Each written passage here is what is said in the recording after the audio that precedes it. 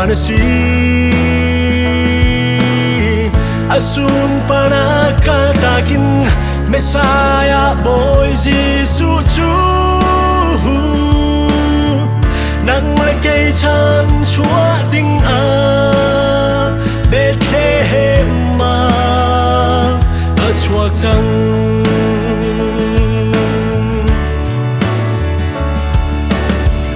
ilom usila musi nang lagay cha a thong tha bia wanna see asun panakal takin Messiah boy Jesus chu nang lagay chan chua ding a Bethlehem ma a chuak chang kan har sat nak le si fanak I shomin now ta bi kun khai thi kan har sat nak le si fanak I shomin now ta bi kun kha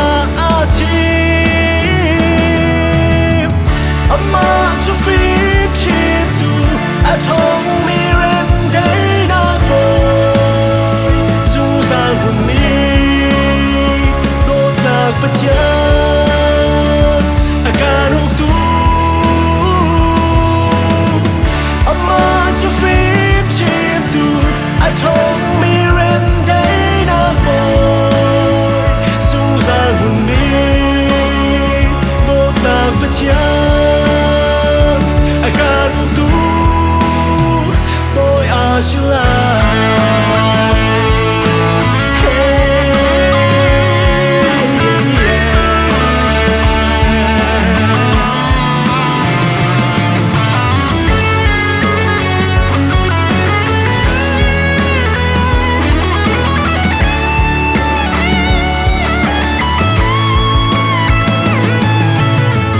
kan sining dila